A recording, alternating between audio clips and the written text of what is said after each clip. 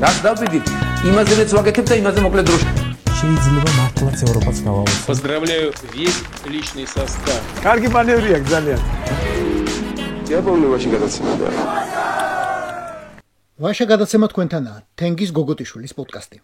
დღეს სპეციალური გამოშვებით. მრგვალი თარიღი გვაქვს.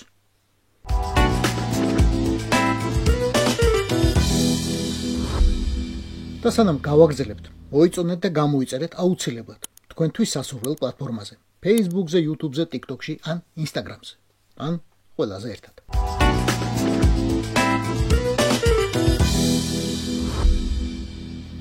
საპროტესტო მოძრაობამ სერიოზულ თარიღს მიუკაკუნა. შეუჩერებელი და უწყვეტი პროტესტის 300 დღე. საქართველოს რომ ასეთი არ ახსოვს, ცხადია, მაგრამ არ ახსოვს არც ბევრ სხვას. თან ვერც იტყვი, რომ რეჟიმმა პროტესტანტებს რამე უბედურება დააკლო, რომ რომელიმე ლიდერი არ დაიჭირა მაგალითად, შეძლებს დაგვარად პრიმიტიული და უხეში ბრალდებით, რომ არ დაარბია პოლიციის ძალით, რომ არ არბია ტიტუშკებით, რომ არ ჩაუჭრა არხები მედიასთან, რომ რაიმე ერთ ელემენტარულ დათმობაზე მაინც წავიდა, რომ არ დააკავა ასობით ადამიანი, აი არაფრისთვის, ქუჩაში დგომისთვის, გაბრაზებისთვის, რომ არ გაყარა სამსახურებიდან, უბრალოდ აზრის გამოთქმისთვის. მოკლედ, რეჟიმმა ირეჟიმა, მაგრამ პროტესტი ვერ გააუქმა. და ახლა აპირებს მოიპაროს უკვე მეორე არჩევნები არასრული 1 წლის განმავლობაში. 300 დღე და 2 მოპარული არჩევნები სერიოზული მიჯნაა, რომელიც სიამაყისა და მადლიერების გრძნობასთან ერთად ფიქრს უნდა აჩენდეს. აწი რა ხდება? ვცადოთ ვიფიქროთ, როგორც ფიქრობს ის სამკუთხედი თავი. ვცადოთ მოусმინოთ ხმებს, რომელიც იმ სამკუთხედ თავს ჩაესმის საიდანღაც. და ეს ნამდვილად არ შეიძლება იყოს ახტაცების შეძახილები. რას დრო გადის, უფრო და უფრო ემატება პროტესტის დღეებს. სამკუთხედ თავს სულ უფრო მეტად ჩაესმის ჩიჩინი უცხო ენაზე. სიტყვები, რომლებიც ბ-ი იწყება, ასობგერა ბ-ი, მაგრამ ეს ბ ბიძინასამ ბორის არ ნიშნავს. სხვა სიტყვაა და სხვა ენაზე. რაც დრო გადის, მას უფრო და უფრო მკაცრად სთხოვენ იმოქმედოს. იმიტომ რომ 300 დღიანი პროტესტი ძალიან ცუდ მაგალითს აძლევს რუსსა და ბელარუსს. რომ თურმე შეიძლება გარბევდნენ და გამტრევდნენ, წამლავდნენ და კლავდნენ. შენ კი მეორე დღეს მაინც გადიოდი ქუჩაში. ეს ამბავი რუსული რეჟიმისთვის სრულიად უცხოა, აუტანელი. ამიტომ ყველანაირი ლოგიკით, ყველანაირი სამკუთხედი თავის პატრონს უფრო აქტიურად მოქმედებას უბრძანებენ და სთხოვენ რეალურ შედეგს. რით შეიძლება მიუხვდეთ, რომ რეჟიმი აქტიურდება?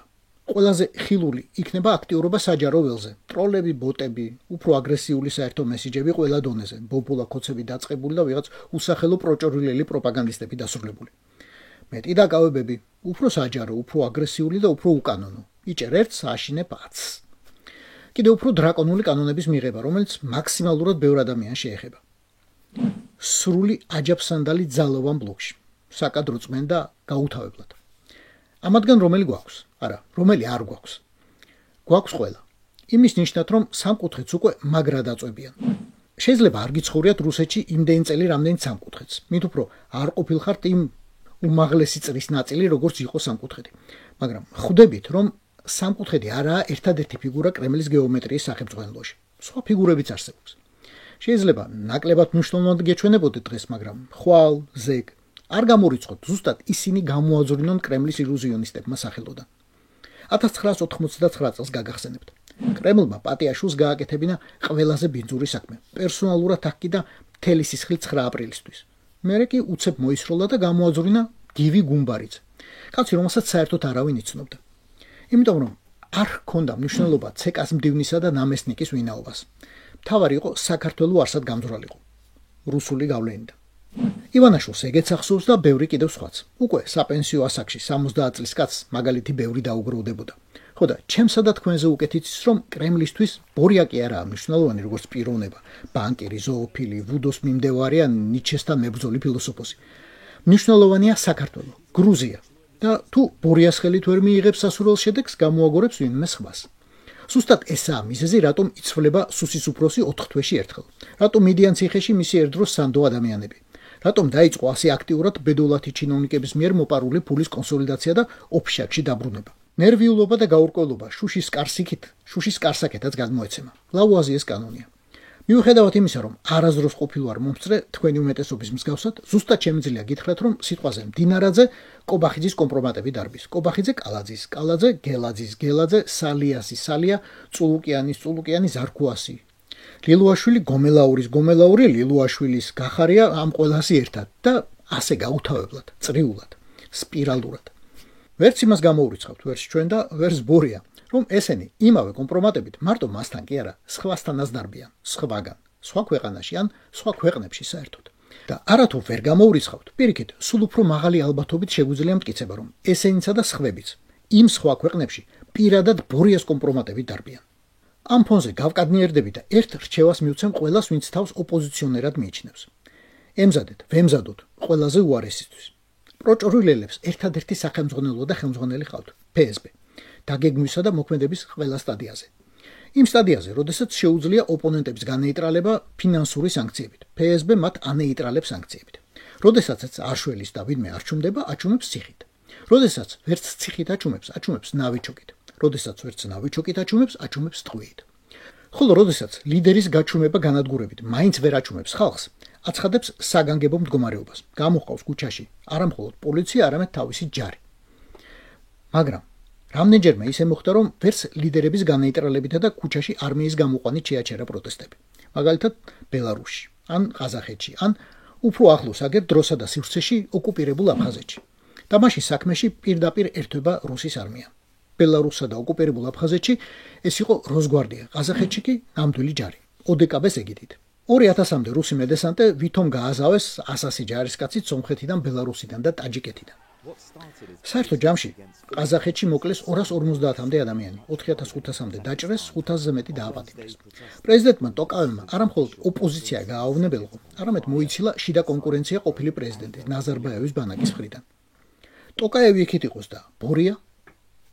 Мне рассказали российские олигархи, хорошо знающие господина Иванишвили, была договоренность между Путиным и Иванишвили. რუსი ოლიგარქები მომიყვნენ ივანიშვილს, ვინც კარგად იცნობს. პუტინსა და ივანიშვილს შორის არსებობდა მოლაპარაკება. პუტინი არ შეეწინააღმდეგებოდა ივანიშვილის არჩევას, მეტიც დაართავდა მრავალმილიარდიანი რუსული აქტივების გაყიდვის უფლებას. პუტინმა პირობა შეასრულა. საქართველოში ივანიშვილის დროს მუდმივად იმყოფებიან PSB-ს მაღალი რანგის ოფიცრები. მითხრეს, რომ სხვისი საბუთებით შემოდიან, საკმაოდ დიდხანს არიან იქ, შემდეგ სხვა ცვლად ჩამოდის. როგორც ჩანს, აკონტროლებენ საქართველოს პოლიტიკურ ხელმძღვანელობას და ვხედავთ საქართველოს ძალიან ძლიერ მოძრაობას პუტინის გზაზე. Абсолютურად იმეორებს რუსეთის დამონების პუტინის სცენარს. Ამას ძალიან მკაფიოდ ხედავ. Вот этот путинский сценарий порабощения России. И я это очень четко вижу. გენადი გუტკოვი სახელმწიფო დუმის ყოფილი წევრია. 12 წელი იყო დეპუტატი. იქამდე ჯერ საბჭოთა KGB-ში, ბოლოს კი PSB-ში პოლკოვნიკობას მიაღწია. ხო და ყოფილი KGB-შტიკები რომ არ არსებობენ, ეგ ხო მაინც გვახსოვს ბორიას იმ მამა მარჩენალისგან. მეორე წყაროც ყავს. ივანაშვილის პირადად ძალიან ახლოს მცნობი გიორგი ბაჩიაშვილი, რომელმაც თავისი დაპატიმრება ალბათ ბოლო ინტერვიუთი დააჩქარა, სადაც ილაპარაკა ვუდუს კულტის მჭრიბებებზე ბორის ივანაშვილს, რომ PSB-მ გამოუგზავნა და მასთან სახლში რომ ცხოვრობენ ახლა. ამიტომ სანამ რამე ახალი უქნია, წინასწარი ფიქრეთ ლიდერებმაცსა და არალიდერებმაც. როგორ ხედავს მოსკოვი 300 დღიან უწყვეტ პროტესტს საქართველოში. ხედავს როგორც გაუთავებელ საფრთხეს. ასეთი საფრთხის წინაშე შეუძლებელია, რომ რუსული სპეცსამსახურები რეაგირების ახალ გზებზე არ ფიქრობდნენ და არ მოქმედებდნენ უკვე. და უკვე დიდი ხანია არ უჩიჩინდებდნენ ივანაშვილს, რომ 300 დღიანი პროტესტის შეჩერება არც სუსის უფროსების რაღაც კამათელი ვდგორებას, არც პოლიციასა და არც ქართულ არმიას არ შეძლებია და რომ ერთადერთი ეფექტური ძალა რუსის ჯარი შეიძლება გახდეს. იმავეში როგორც გახსოვთ, მათ 1993 წლის შემოდგომაზე შევარდნაძეს დაარწმუნეს, რომელმაც გამსახურდიას პრობლემა მხოლოდ დსთ-ში შესuliთა და შავი ზღვის ფლოტის ძალით გადაჭრა. 2003-შიც თავაზობდნენ, ამბობენ, მაგრამ აღარ ქნა. მე არ ვიცი, რამდენად შორსაა ივანაშვილი ამ გადაწყვეტილებისგან. თუმცა ვიცი, რომ რაღაც ეტაპზე მას შეიძლება აღარც კითხონ. შეუძლებელია ივანაშვილი თავისი გამოცდილებით ამას ვერ ხვდებოდეს, ვერ ხარშავდეს. რომ არჩევანი მხოლოდ 2003 წლის 23 ნოემბრის შევარდნაძეობასა და 1921 წლის ორჯონიკიძეობას შორის აქვს ახლა. პირველი ნიშნავს ღირსეულ პენსიონერობას, წიგნების წერას, ლექციების კითხვას, ფულის კეთებას სანქციების გარეშე, დემოკრატიის საერთაშორისო პრემიების მიღებას, შვილიშვილებსა და ზებრის კვიცებში გახარებას. მეორე რუსის ხიშზე დამყარებული დროებითი მმართველობაა, რომელიც რკინის სერგოსთვის საკუთარ საძინებელში ნასრული ტყვით დასრულდა. ივანაშვილი რომ ადეკვატური ადამიანი იყოს და გარე სამყაროსთან ადეკვატური კავშირი ჰქონდეს, პირველი გზის არჩევის შესაძლებლობა მეტი იქნებოდა, რა თქმა უნდა. არც თუ დიდი, მაგრამ დღევანდელზე მეტი. მაგრამ ჩვენ საქმე გვაქვს სრულ მიზანტროპთან, შიშებისა და ეჭვების სამყაროში მცხოვრებ არსებასთან, ვინც საკუთარი გადარჩეულ შერჩეული მომხრეების წინაშე გამოსვლის დროსაც კი დაჯავშნული შუშის უკან იმალება.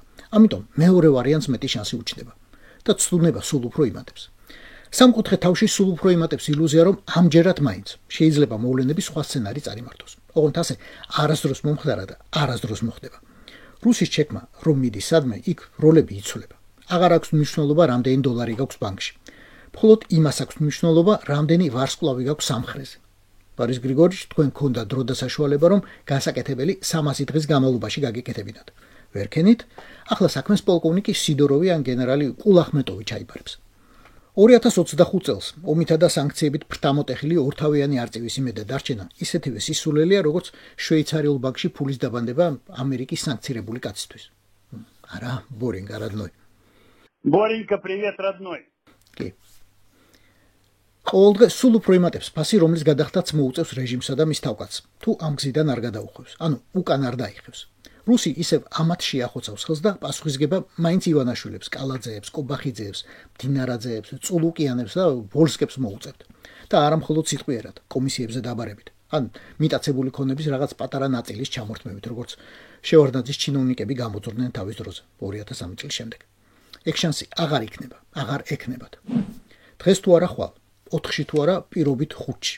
დაპირისპირება საზოგადოებაში მათ ისეთ გრადუსამდე ასიეს მტყუან მართლის გარჩევის, კარგი და ცუდი ქოცის განსაზღვრის ეტაპი პრაქტიკულად გადალახულია. ამიერიდან დამნაშავე იქნება ყველა და ამ პასუხისგებას ვერც ერთი პროჭრილელი ვერ სადგაექცევა.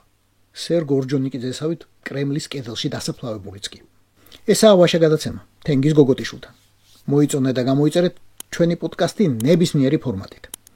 YouTube-ზე, Instagram-ზე, Facebook-ზე და TikTok-ზე. რაც დავდივით, იმაზეც ვაკეთებ და იმაზე მოკლედ დროში. შეიძლება მართლაც ევროპაც გავავოცოთ. Поздравляю весь личный состав. კარგი მანევრია, ძალიან. Я помню очень გადაცემა და